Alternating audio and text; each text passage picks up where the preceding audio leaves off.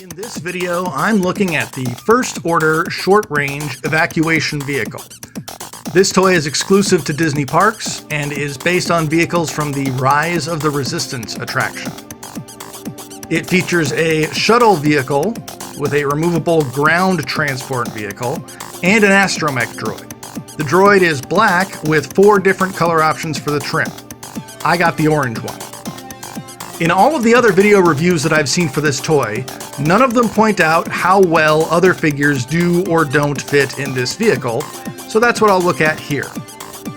The astromech droid features a removable third leg, and it fits into the vehicle reasonably well with or without the leg.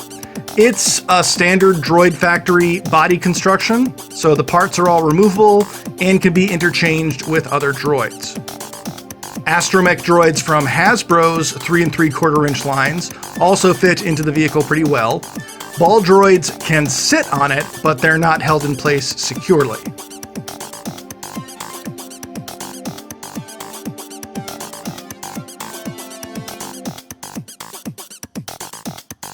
Now, if you're some kind of weirdo who thinks that only Disney Parks figures should go in a Disney Parks vehicle, then there's good news. It sits securely. The knees don't even need to be bent.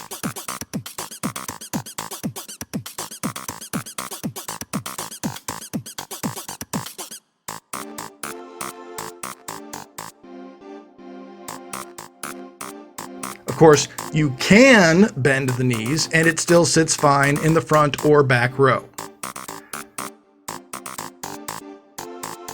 Now, suppose you've got the Hasbro figures, and here we have the heroes of the Resistance in their disguises.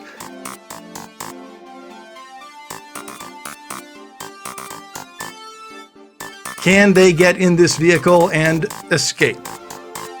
Well, luckily, the plastic in their skirts is soft enough that the legs can bend at the waist and they can sit in the vehicle.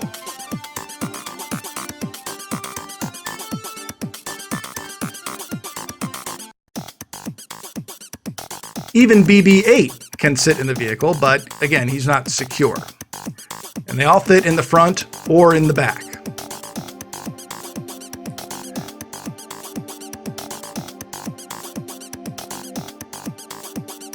Now for the First Order personnel.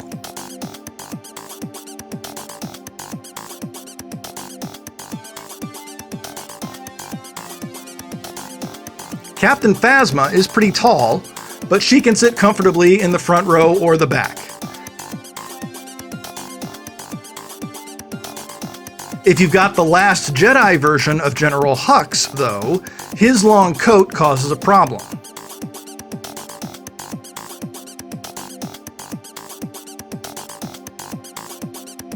It will need to be removed before he can sit.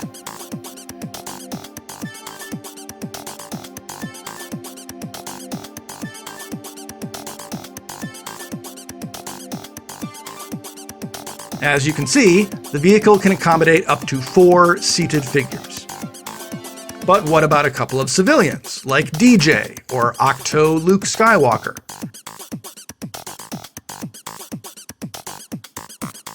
They both have long coats. So, they can't fit in the vehicle, and they won't be evacuated unless they take off their coats. Sorry guys, you're stuck.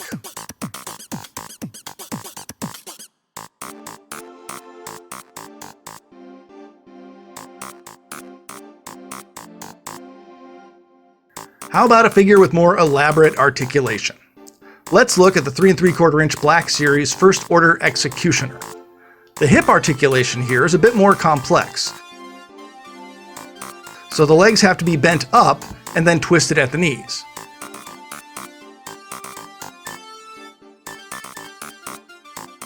Still, it fits.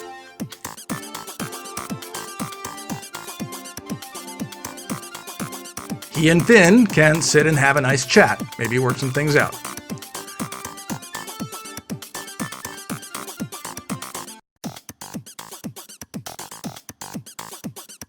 The same is true with vintage collection figures like General Lando.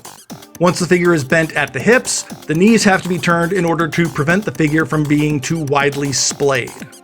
It's a bit reminiscent of the old Playmates Star Trek figures with their V-crotch design. As for the space pod, do figures fit inside of it?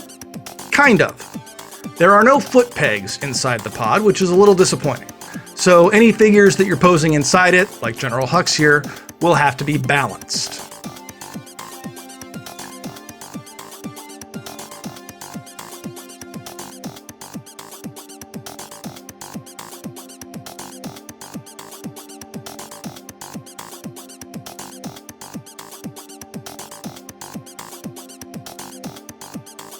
Captain Phasma, on the other hand, is too tall. She simply won't fit inside without being hunched over, and that would prevent her from balancing. Finn and Rose can fit inside, but they'll only stay upright if the back end of the pod has been propped up with something in order to keep it level.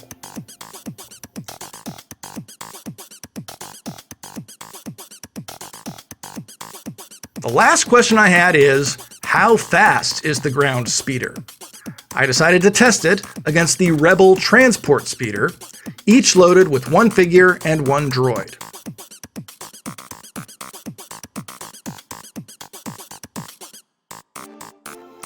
As you can see in this makeshift Pinewood Derby race, the Rebel Transport Speeder gets off the dime faster and makes better time.